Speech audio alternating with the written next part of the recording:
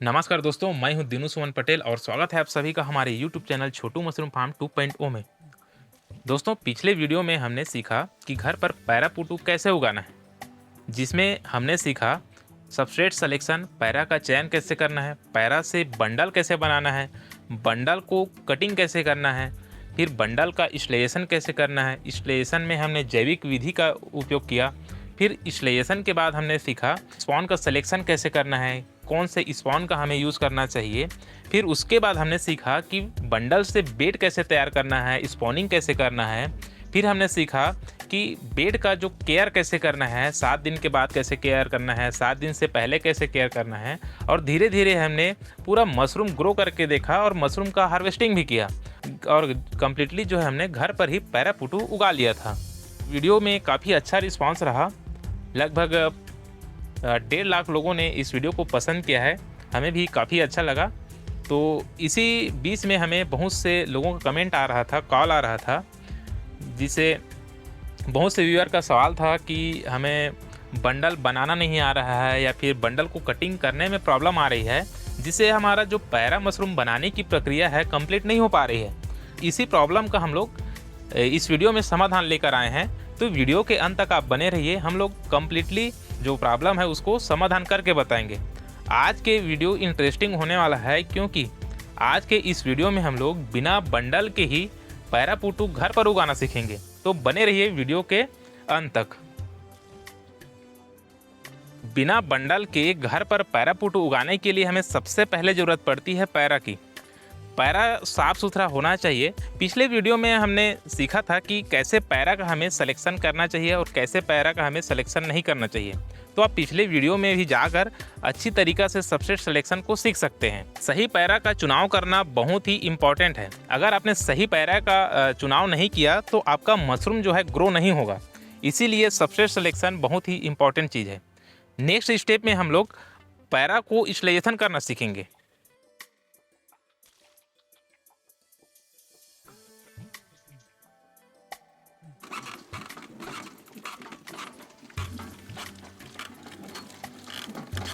बिना बंडल के पैरापूटू घर पर उगाने के लिए हमें पैरा की आवश्यकता तो होती है, लेकिन पैरा में उपस्थित जो जीवाणु और बैक्टीरिया है उसे हमें नष्ट करना पड़ता है। इसके लिए हमें पैरा को स्टलाइज करना पड़ेगा। इंस्टॉलेशन के लिए पिछले वीडियो में हमने सीखा था जैविक विधि, जिसमें हम लोग चूना के माध्यम से जो है पैरा को स्टलाइज किया था। लेकिन आज के इस वीडियो में हम लोग एक नए विधि सीखेंगे जिसमें हम लोग पैरा को स्टलाइज कर सकते हैं। चलिए मैं सिखाता हूँ कि पैरा को कैसे स्टलाइज करना है। स्टलाइजेशन के लिए हमें साफ़ पानी की आवश्यकता होती है। बर्तन में आप साफ़ पानी भर लीजिए, पूरी तरीक़ा से पानी भरा होना चाहिए। स्टलाइजेशन के लिए हमें बायोस्टिन पाउडर की आवश्यकता होती है। बायोस्टिन पाउडर को हमें इस पानी में अच्छी तरीक़ा से मिलाना है। बायोस्टिन पाउडर लगभग हमें 1 चम्मच की आवश्यकता होगी। चलिए 1 चम्मच बायोस्टिन पाउडर हम लोग इस बर्तन में मिलाते हैं। फिर ज़रूरत पड़ेगी हमें फॉर्मेलिन की। ये फॉर्मेलिन है जो बैक्टीरिया और फंगस को नष्ट करने में काम आता है। तो इसका हमें लगभग 5 ml ज़रूरत पड़ेगी। 5 ml हम लोग फॉर्मेलिन को इस टब के पानी में मिला देंगे।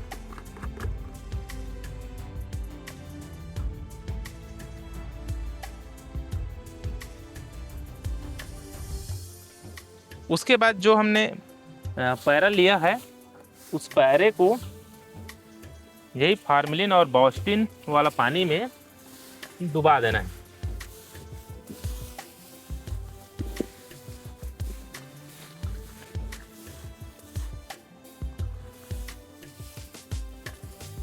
ध्यान रहे पैरा जो है पूरी तरीक़ा से डूबा हुआ होना चाहिए इस घोल में। इस घोल में पैरा जो है अच्छी तरीक़ा से डूबे रहने के लिए हमें एक वजनदार पत्थर इसमें डाल देते हैं। पैरा को जो बायोस्टिन और फॉर्मेलिन के घोल में अच्छी तरीक़ा से डुबाने के बाद हमें इस तरीक़ा से पॉलीथीन में से ढक दे रहना है और कम से कम 10 से 12 घंटा तक हमें ऐसी छोड़ दे रहना है। 10 से 12 घंटा बाद हमें टब से जो है पैरा को बाहर निकाल लेना है।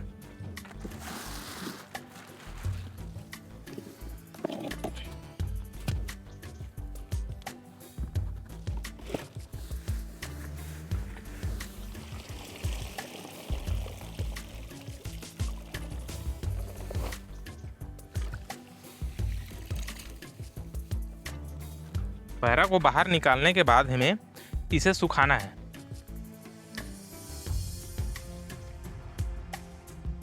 पैरा को सुखाने के लिए हमें साफ सुथरा जगह का चयन करना है जहाँ पर कोई भी प्रकार का बैक्टीरिया फंगस ना हो। सबसे पहले हमें इस तरीक़े से पॉलीथीन को बिछा लेना है। पॉलीथीन बिछाने के बाद पैरा को इसी में सुखाना है। लगभग 4 से 5 घंटा का समय लगेगा इस पैरा को अच्छी तरीक़े से सूखने में। फिर हमें ध्यान ये देना है कि पैरा में नमी भी रखना है, पूरी तरीक़े से पैरा को सुखाना नहीं है। तो नमी को हमें लगभग 65 से 70% बना के रखना है। देखिए, पैरा का नमी चेक करने के लिए हमें पैरा को इस प्रकार से ऐसे निचोड़ना है। अगर नीचे पानी टपक रहा है मतलब अभी ये पैरा जो है रेडी नहीं हुआ है स्पॉनिंग के लिए, इसमें नमी ज़्यादा है। इसके लिए हमें इसे और समय देना पड़ेगा ताकि पैरा से अच्छी तरीक़े से नमी निकल जाए। आज की इस वीडियो में हमने पैरा को केमिकल मेथड से स्टरलाइज किया, जिसमें हमने बायोस्टिन पाउडर और फॉर्मेलिन का घोल से पैरा को स्टरलाइज किया। अगर आप चाहें तो जैविक विधि से, जिसमें हमने चूना का उपयोग किया था, उससे ही आप पैरा को स्टरलाइज कर सकते हैं। जिसके लिए हमने पिछले वीडियो में, पहला जो वीडियो था उसमें बताया थे कि पैरा को जैविक विधि से कम्प्लीटली कैसे स्टरलाइज करना है। तो आप उस वीडियो से देखकर जो है पैरा की स्टरलाइज कर सकते हैं। बिना बंडल के पैरा पुटू घर पर उगाने के लिए भी हमें स्पॉन की ज़रूरत पड़ेगी। तो चलिए हम लोग स्पॉन की तैयारी करते हैं।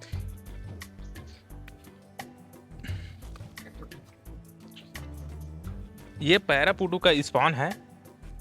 इसी स्पॉन का यूज़ करके हम लोग पैरा पुटू उगाएंगे। आपको टेंशन लेने की ज़रूरत नहीं है। वीडियो के अंत में हम आपको एक सरप्राइज़ देंगे, जिसमें आपको ये स्पॉन आपके घर तक डिलीवर हो जाएगा। तो वीडियो के अंत तक आप ज़रूर बने रहिए। ठीक, तो चलिए हम लोग स्पॉनिंग की तैयारी करते हैं। स्पॉनिंग की तैयारी के लिए हमें स्पॉन के इस बॉटल को तोड़ना पड़ेगा। तो सबसे पहले हमें पैरा पुटू का अच्छी क्वालिटी का स्पॉन हमें लेना होगा। स्पॉन को हमें इस कांच के बॉटल से बाहर निकालना है। तो बाहर निकालने के लिए इस कांच के बॉटल को हमें तोड़ना पड़ता है। इसके लिए हम लोग बहुत ही सावधानी से काम करेंगे। इस बॉटल को कोई भी बोरी या फिर कपड़ा से ढक के तोड़ना है। बॉटल के टूटने के बाद हमें बहुत ही सावधानी से इस कांच के टुकड़े को अलग करना होता है। अच्छी तरीके से साफ करेंगे। बहुत ही सावधानी से काम करना होगा।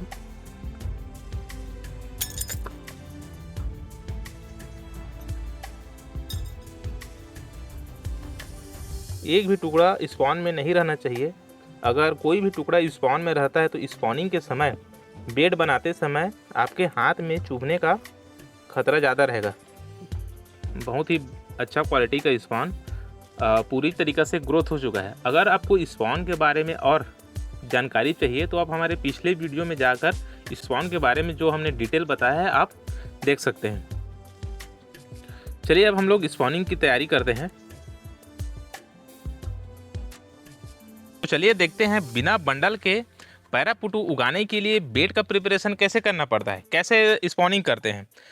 अगर हम लोग बिना बंडल के पैरा पुटू का बेड तैयार करेंगे तो अपने पास कुछ ऐसा व्यवस्था या फिर जुगाड़ होना चाहिए ताकि जो पैरा है एक बेड का शेप में आ सके। बेड के शेप में लाने का रीज़न ये होता है कि बेड में प्रॉपर टेम्परेचर और ह्यूमिडिटी मेंटेन रहे। इसीलिए हम लोग बेड तैयार करते हैं या फिर बंडल को बनाते हैं।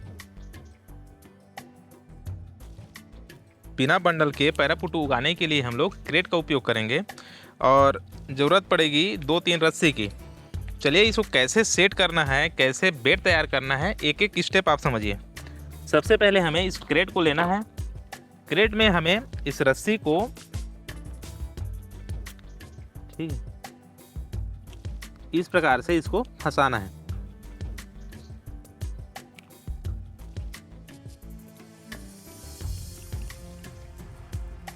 तो दूसरे रस्सी को इस साइड में ऐसे फंसाना है। तो अब चलिए हम लेयर बाय लेयर हम लोग स्पॉनिंग करेंगे। स्पॉनिंग करने के लिए सबसे पहले हम लोग पैरा लेंगे। पैरा जो हमने 5 से 6 घंटा तक इसको छोड़ के रखा था इसमें पानी को सुखाने के लिए। अब हम लोग इसको चेक करेंगे इसमें कितना परसेंटेज नमी है। जैसे इस पैरा को हम लोग ऐसे टाइट घुमा के देख रहे हैं निचोड़ के, तो इसमें कोई भी प्रकार का पानी नीचे नहीं टपक रहा है। मतलब हम लोग मान के चलते हैं कि इसमें 65-70% नमी है और हमारा हाथ भी गीला हो रहा है। मतलब ये स्पॉनिंग के लिए तैयार है। अब हम लोग स्पॉनिंग इसमें कर सकते हैं। तो सबसे पहले हम लोग पैरा को लेना है,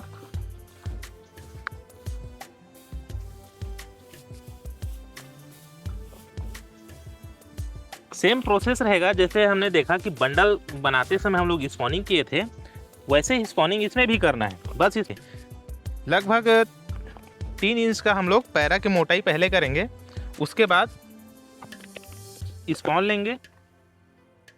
जैसे बंडल मेथड में हम लोग स्पॉनिंग किए वैसे ही इसमें भी स्पॉनिंग करना है। छोटा छोटा टुकड़ा में स्पॉन कर लेना है।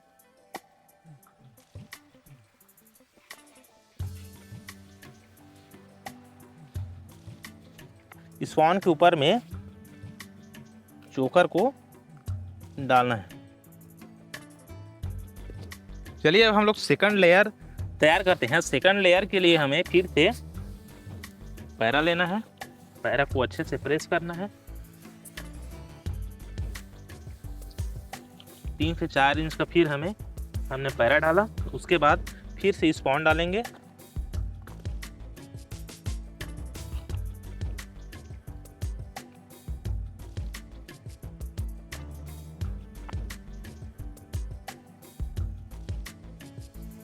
इस प्रकार से फिर हमने चोकर डाला। उसके बाद तीसरा लेयर के लिए हमें फिर से पैरा लेंगे।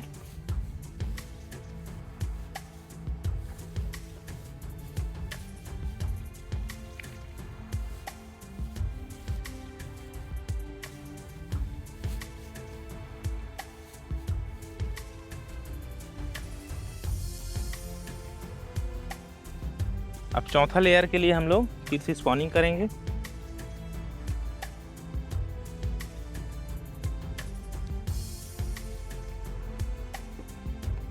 फिर से चोकर,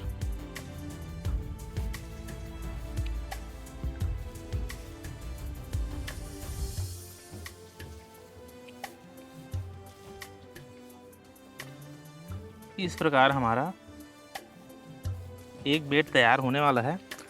अब क्या करना है, जो रस्सी हमने पहले सेट किया था उस रस्सी को निकाल के हमें बांधना है। ठीक, अच्छे से खींच के इसको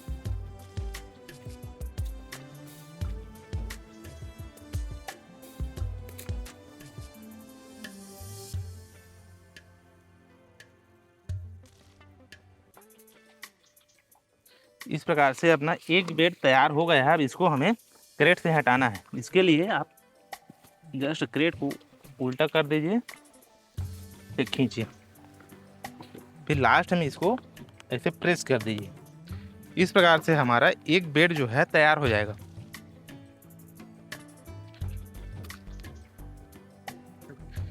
इस प्रकार से एक बेड अपना तैयार हो जाएगा। क्रेट का व्यवस्था हर घर में तो उपलब्ध नहीं होता है, इसीलिए अब घबराना नहीं है। हम आपको एक और जुगाड़ बता रहे हैं जिससे आप लोग आसानी से क्रेट जैसा ही बेड का शेप हम लोग दे सकते हैं। तो हम लोग इस पतीले का यूज़ करेंगे जिसमें हम लोग बेड तैयार करेंगे। ऐसी पतीला लगभग सब घर में होता ही है। तो इसमें भी सेम प्रोसेस करना है। सबसे पहले हमें पैरा लेना है, उसके बाद इसमें स्पॉन बीज को डालना है, फिर चोकर, उसके बाद फिर से पैरा। ऐसे करके हमें 2 से 3 लेयर अच्छी तरीक़े से प्रेस कर करके फिल करना है।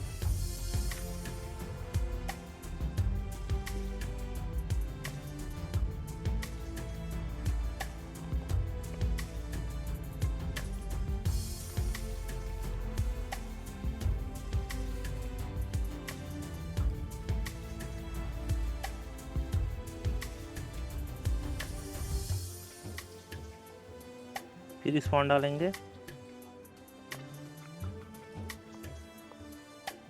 छूकर,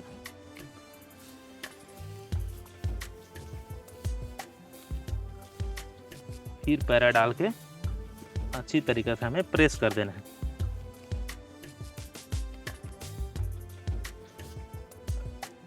अब पतीला को हटाने के लिए हमें पतीला को जस्ट उल्टा करना है।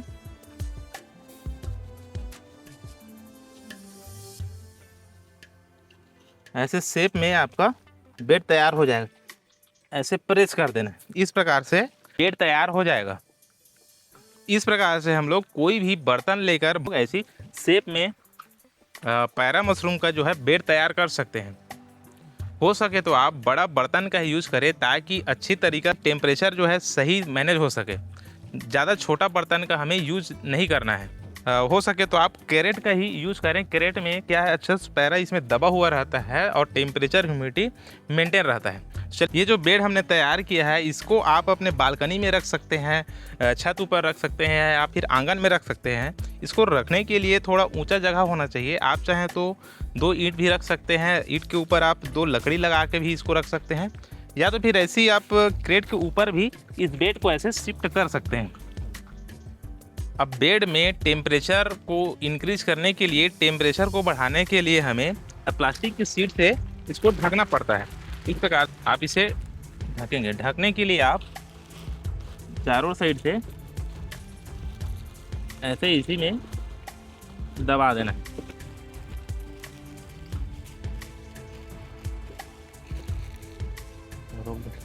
ऐसी पॉलीथीन से हमें कवर कर देना है ताकि अंदर में टेम्परेचर और ह्यूमिडिटी जो है मेंटेन रहे।